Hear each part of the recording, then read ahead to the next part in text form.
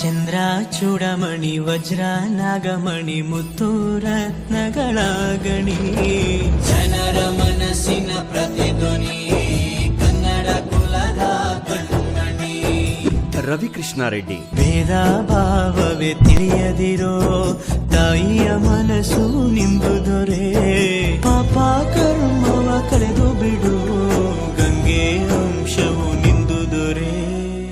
ನ್ಯಾಯ ನೀತಿಯ ವಿಚಾರದಲ್ಲಿ ಇವರು ಬೆಳಗುವ ಸೂರ್ಯ, ಅನ್ಯಾಯದ ವಿಷಯದಲ್ಲಿ ನೊಂದವರ ರಕ್ಷಕನಂತೆ ಕೃಷ್ಣ. ಇವರೇ ನಮ್ಮ ನಿಮ್ಮೆಲ್ಲರ ಪ್ರೀತಿಯ ಅಭಿಮಾನದ ಸಹೃದಯಿ ಸ್ನೇಹಜೀವಿ ಶ್ರೀ ರವಿಕೃಷ್ಣ ರೆಡ್ಡಿ. ಧರಣಿ ಮಂಡಲ ಮಧ್ಯದಲ್ಲಿ ಮೆರೆವ ಕನ್ನಡ ದೇಶದಲ್ಲಿ ಒಳಗೋ ಕಹಳೆ ಧನಿ ಕೇಳಿ ಬೆಚ್ಚೋ ಗಗನ. ರವಿಕೃಷ್ಣ ರೆಡ್ಡಿ ಅನ್ಯಾಯದ ಎದುರು ನಿಂತ್ರೆ ಸಿಡಿಗುಂಡು, ಭ್ರಷ್ಟಾಚಾರ ವಿರುದ್ಧ ಹೋರಾಟಕ್ಕೆ ಇಳಿದ್ರೆ ಬರಸಿಡಿಲು, ಅಮಿಷಕ್ಕೆ ಬಗ್ಗದ, ಬೆದರಿಕೆಗೆ ಹೆದರದ ಬೆಂಕಿಯ ಚೆಂಡು. ಇವರು ಬರೀ ಒಬ್ಬ ವ್ಯಕ್ತಿ ಅಲ್ಲ, ಯುವಕರ ಎದೆಯಲ್ಲಿ ಭ್ರಷ್ಟಾಚಾರದ ವಿರುದ್ಧ ಕೆಚ್ಚು ಹೊತ್ತಿಸೋ ಶಕ್ತಿ. ಸತ್ಯ, ನಿಷ್ಠೆ, ಪ್ರಾಮಾಣಿಕತೆ ಬುನಾದಿಯ ಮೇಲೆ ತಮ್ಮ ವ್ಯಕ್ತಿತ್ವವನ್ನು ಕಟ್ಟಿಕೊಂಡವರು.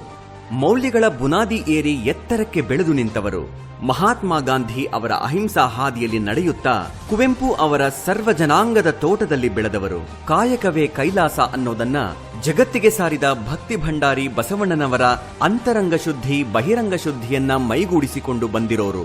ಇಂತಹ ಆದರ್ಶ ವ್ಯಕ್ತಿಗೆ ಇವತ್ತು 50ನೇ ವರ್ಷ. ಇಂತಹ ಸುಸಂದರ್ಭದಲ್ಲಿ ಇವರ ಬಗ್ಗೆ ಒಂದು ಕಿರಿದಾದ ಪರಿಚಯ ಇಲ್ಲಿದೆ.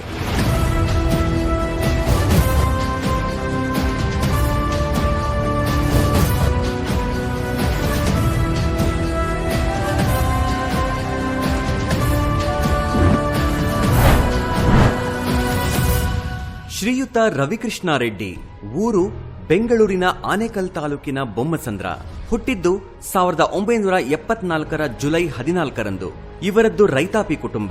ತಂದೆ ಕೃಷ್ಣಾರೆಡ್ಡಿ, ತಾಯಿ ರಾಮಕ್ಕ. ತಂದೆ ಕೃಷ್ಣಾರೆಡ್ಡಿಯವರು ಸಾಮಾನ್ಯ ಗ್ರಾಮ ಲೆಕ್ಕಿಗರಾಗಿದ್ರು. ಎಳ್ಳಷ್ಟು ಭ್ರಷ್ಟಾಚಾರವಿಲ್ಲದೆ ಬೆಟ್ಟದಷ್ಟು ಪ್ರಾಮಾಣಿಕತೆಯಿಂದ ಉದ್ಯೋಗ ನಿರ್ವಹಿಸಿದವರು. ಮನೆಯೇ ಮೊದಲ ಪಾಠಶಾಲೆ ಅನ್ನುವ ಮಾತು ರವಿಕೃಷ್ಣ ರೆಡ್ಡಿ ಅವರಿಗೆ ಅನ್ವಯ ಆಗುತ್ತೆ. ಯಾಕಂದ್ರೆ ಓದಿನ ಜೊತೆ ಜೀವನದ ಹಾಗೂ ದುಡಿಮೆಯ ಮೌಲ್ಯವನ್ನ ಮನೆ ಇವರಿಗೆ ಕಲಿಸಿಕೊಡ್ತು. ರವಿಕೃಷ್ಣ ರೆಡ್ಡಿಯವರು ತಮ್ಮ ಓದಿನ ಜೊತೆಗೆ ಮನೆ ಕೆಲಸ, ಜಮೀನಿನ ಕೆಲಸವನ್ನು ಮಾಡ್ತಾ ತಂದೆಗೆ ತಕ್ಕ ಮಗನಾಗಿ ಬೆಳೆದ್ರು. ತಮ್ಮ ಪ್ರಾಥಮಿಕ ಶಿಕ್ಷಣವನ್ನ ಬೊಮ್ಮಸಂದ್ರದ ಸರ್ಕಾರಿ ಶಾಲೆ, ಪ್ರೌಢಶಾಲೆಯಲ್ಲಿ, ಬಳಿಕ ಬೆಂಗಳೂರಿನ ವಿಲ್ಸನ್ ಗಾರ್ಡನ್ನ ಹೊಂಬೇಗೌಡ ಶಾಲೆಯಲ್ಲಿ ಮುಗಿಸಿದ್ರು. ನಂತರ ಬಸವನಗುಡಿಯ ವಿಜಯ ಕಾಲೇಜಿನಲ್ಲಿ ಪಿಯುಸಿ ಮಾಡಿದ್ರು. ವಿಶ್ವೇಶ್ವರಯ್ಯ ಕಾಲೇಜಿನಲ್ಲಿ ಕಂಪ್ಯೂಟರ್ ಸೈನ್ಸ್ನಲ್ಲಿ ಬಿಇ ಮುಗಿಸಿ ಇದೇ ಕಾಲೇಜಿನಲ್ಲಿ ಎಂಟೆಕ್ ಮಾಡಿದ್ರು. ಓದು ಮುಗಿತು, ಮುಂದೇನು ಅನ್ನುವಾಗ್ಲೇ ಇವರನ್ನ 1999ರಲ್ಲಿ ಮೋಟೋರ್ಲಾ ಕಂಪನಿ ಕೈ ಬೀಸಿ ಕರೀತು. 1 ವರ್ಷ ಬೆಂಗಳೂರಿನಲ್ಲೂ ಮತ್ತೊಂದು ವರ್ಷ ಹೈದರಾಬಾದ್ನಲ್ಲೂ ಕೆಲಸ ಮಾಡಿದ್ರು. ಬಳಿಕ ಅಮೆರಿಕದ ಕ್ಯಾಲಿಫೋರ್ನಿಯಾದಲ್ಲಿ ಕೆಲಸ ಮಾಡಿದ್ರು. ಇದೇ ವೇಳೆ 2003ರಲ್ಲಿ ಸುಪ್ರಿಯಾ ಅವರೊಂದಿಗೆ ಮದುವೆ ಆದ್ರು. ರವಿಕೃಷ್ಣ ರೆಡ್ಡಿ ಅವರು ಅಮೆರಿಕದಲ್ಲಿ ಇದ್ರೂ ಅವರ ಎದೆ ಬಡಿತ ಮಾತ್ರ ಭಾರತ ಮಾತೆ ಹಾಗೂ ಕನ್ನಡಮ್ಮನ ಹೆಸರನ್ನೇ ಹೇಳ್ತಿತ್ತು. ಇದಕ್ಕೆ ಉದಾಹರಣೆ ಅಂದ್ರೆ ಅಮೆರಿಕದಲ್ಲಿನ ಅತಿ ದೊಡ್ಡ ಕನ್ನಡ ಸಂಘವಾದ ನಾರ್ಥನ್ ಕ್ಯಾಲಿಫೋರ್ನಿಯಾ ಕನ್ನಡ ಕೂಟದಲ್ಲಿ ತೊಡಗಿಕೊಂಡು ಕನ್ನಡ ಮಾತೆಯ ಸೇವೆ ಮಾಡಿದ್ರು. 2004ರಲ್ಲಿ ಕೆಕೆಎನ್ಸಿಯ ಕಾರ್ಯದರ್ಶಿಯಾಗಿ ಮತ್ತು 2006ರಲ್ಲಿ ಕನ್ನಡ ಕೂಟದ ಅಧ್ಯಕ್ಷರಾಗಿ ಉತ್ತಮ ಕಾರ್ಯಕಲಾಪಗಳನ್ನು ನಡೆಸಿಕೊಟ್ಟ ಕೀರ್ತಿ ಇವರ ಮೇಲಿದೆ. ಇವರು ಅಮೆರಿಕದಲ್ಲಿ ಇದ್ರೂ ಇವರ ಹೃದಯದ ಬಡಿತ ಮಾತ್ರ ಭಾರತ ಮಾತೆಯ ಜಪ ಮಾಡ್ತಿತ್ತು. ನಾಡಿ ಮಿಡಿತ ಕನ್ನಡ ಮಾತೆಯ ಹೆಸರು ಹೇಳ್ತಿತ್ತು. ಅಷ್ಟರಲ್ಲಾಗ್ಲೇ ರಾಜ್ಯದಲ್ಲಿ ಭ್ರಷ್ಟಾಚಾರ ಅನ್ನೋದು ಹಳ್ಳದ ಕಡೆಗೆ ನೀರು ಹರಿಯುವಂತೆ ಹರಿತಾ ಇತ್ತು. ಇದನ್ನ ಮನಗಂಡು ದೂರದಲ್ಲೇ ಕುಳಿತು ಕನ್ನಡಿಗರಿಗೆ ರಾಜಕೀಯ ಹಾಗೂ ಸಾಮಾಜಿಕ ಹೊಣೆಯ ಬಗ್ಗೆ ಅರಿವು ಮೂಡಿಸೋದು ಹೇಗೆ ಅಂತ ಚಿಂತನೆ ನಡೆಸಿದ್ರು. ಆಗ್ಲೇ ಹುಟ್ಕೊಂಡಿದ್ದು ನೋಡಿ ಈ ವಿಕ್ರಾಂತ ಕರ್ನಾಟಕ ಅನ್ನುವ ವಾರಪತ್ರಿಕೆ.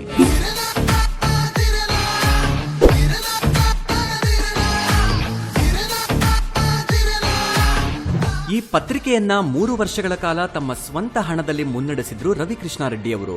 ನಂತರ ಇವರು 2008ರಲ್ಲಿ 1 ತಿಂಗಳ ರಜೆ ಹಾಕಿ ರಾಜ್ಯಕ್ಕೆ ಆಗಮಿಸಿದ್ರು. ರಾಜ್ಯದ ಜನರಿಗೆ ರಾಜಕೀಯದ ಅರಿವು ಮೂಡಿಸೋ ಸಲುವಾಗಿಯೇ ರಾಜಕಾರಣದಲ್ಲಿ ಮೌಲ್ಯಾಗ್ರಹ ಅನ್ನೋ ಹೆಸರಿನಲ್ಲಿ 3 ದಿನ ಉಪವಾಸ ಸತ್ಯಾಗ್ರಹ ಕೈಗೊಂಡ್ರು. ನಂತರ ಸಾಂಕೇತಿಕವಾಗಿ ಬೆಂಗಳೂರಿನ ಜಯನಗರ ವಿಧಾನಸಭಾ ಕ್ಷೇತ್ರದಿಂದ ಪಕ್ಷೇತರ ಅಭ್ಯರ್ಥಿಯಾಗಿ ಚುನಾವಣೆಯಲ್ಲಿ ಸ್ಪರ್ಧಿಸಿದ್ರು. ಗೆಲುವು ದಕ್ಕದೇ ಇದ್ರೂ ಹೋರಾಟದ ಛಲ ಕಡಿಮೆ ಆಗಲಿಲ್ಲ. ಬದಲಿಗೆ ಮತ್ತಷ್ಟು ಹೆಚ್ಚಾಯಿತು. ಕರ್ನಾಟಕದಲ್ಲಿ ಎಲ್ಲವೂ ಸರಿಯಿಲ್ಲ. ರಾಜಕಾರಣ ಹಳ್ಳ ಹಿಡಿದಿದೆ. ಸರ್ಕಾರಿ ಆಡಳಿತ ಯಂತ್ರ ಕೆಟ್ಟು ನಿಂತಿದೆ. ಇದನ್ನೆಲ್ಲ ಸರಿಪಡಿಸಬೇಕು ಅಂದ್ಕೊಂಡವರು 2010ರಲ್ಲಿ ಅಮೆರಿಕ ಬಿಟ್ಟು ರಾಜ್ಯಕ್ಕೆ ಬಂದ್ಬಿಟ್ರು.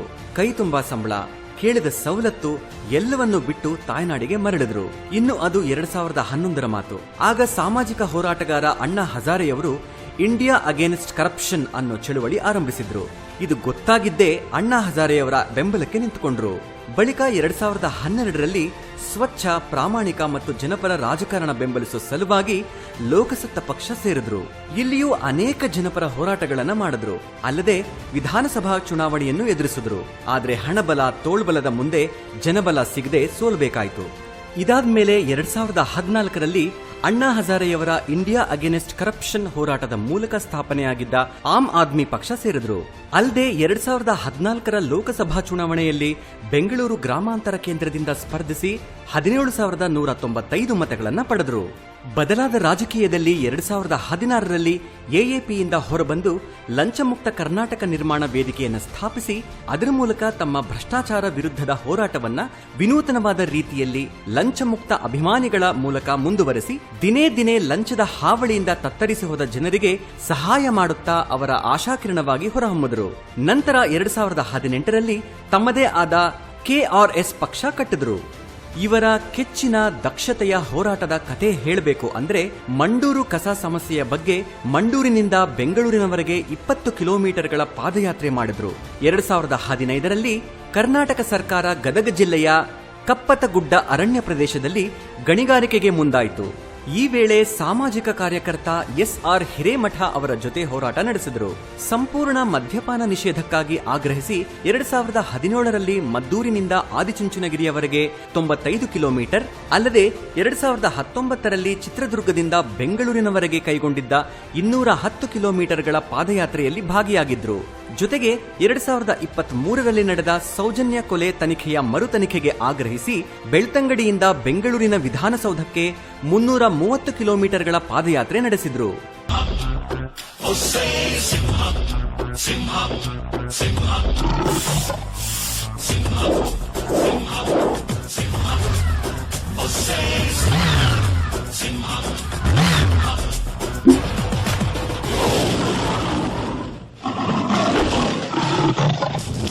ಚಾಮುಂಡಿ ತಾಯಿ ಆಣೆ ನಾನೆಂದು ನಿಮ್ಮೋನೆ, ಇನ್ನೆಲ್ಲ ಜನ್ಮದಲ್ಲೂ ಹುಟ್ಟೋದು ಇಲ್ಲೇನೆ, ಪ್ರೀತಿಸೋದು ಎಂದು ನಿಮ್ಮನ್ನೇ. ಕನ್ನಡ ಶಾಲೆ ಉಳಿಸಿ, ಕನ್ನಡ ಶಾಲೆ ಉಳಿಸಿ. 2018ರ ಕರ್ನಾಟಕದ ವಿಧಾನಸಭಾ ಚುನಾವಣೆಯಲ್ಲಿ ಜಯನಗರ ಕ್ಷೇತ್ರದಿಂದ ಸ್ವತಂತ್ರ ಅಭ್ಯರ್ಥಿಯಾಗಿ ಸ್ಪರ್ಧೆ ಮಾಡಿದ್ರು. ಈ ವೇಳೆ ಚುನಾವಣಾ ಅಕ್ರಮಗಳನ್ನು ವಿರೋಧಿಸಿ ಒಂದು ವೋಟು ಒಂದು ನೋಟು ಅಭಿಯಾನದ ಮೂಲಕ ಸಾರ್ವಜನಿಕರ ದೇಣಿಗೆಯಲ್ಲಿಯೇ ಖರ್ಚು ವೆಚ್ಚಗಳನ್ನು ನಿಭಾಯಿಸಿದ್ರು. ಅದೆಲ್ಲವೂ ಆದ ಬಳಿಕ ಇದೀಗ ತಾವೇ ಸ್ಥಾಪನೆ ಮಾಡಿರುವ ಕೆಆರ್ಎಸ್ ಪಕ್ಷ ಸಂಘಟನೆಯಲ್ಲಿ ತೊಡಗಿಕೊಂಡಿದ್ದಾರೆ. ಪಾರದರ್ಶಕತೆ, ಪ್ರಾಮಾಣಿಕತೆ, ಪ್ರಜಾಪ್ರಭುತ್ವದ ಆಶಯಗಳಿಗೆ ಧಕ್ಕೆ ಬಾರದಂತೆ ಪಕ್ಷವನ್ನ ಮುನ್ನಡೆಸ್ತಾ ಇದ್ದಾರೆ. ತಮ್ಮ ಇಡೀ ಜೀವನವನ್ನೇ ಜನ್ಮಭೂಮಿಯ ಒಳಿತಿಗಾಗಿ ಮೀಸಲಿಟ್ಟ ಈ ಅಪ್ರತಿಮ ದೇಶಭಕ್ತನಿಗೆ 50ನೇ ಹುಟ್ಟುಹಬ್ಬದ ಶುಭಾಶಯಗಳನ್ನು ತಿಳಿಸುತ್ತಾ ಅವರ ಮುಂದಿನ ಜೀವನದ ಹೋರಾಟ ಮತ್ತು ರಾಜಕೀಯ ಹೋರಾಟಗಳಲ್ಲಿ ಯಶಸ್ಸು ಸಿಗಲಿ ಎಂದು ಹಾರೈಸೋಣ. ಭೂಮಿಯ ತೂಕವ ಭೋರ್ಗರೆದವನು, ಪಾನಿನ ಒಡೆತನದವನು,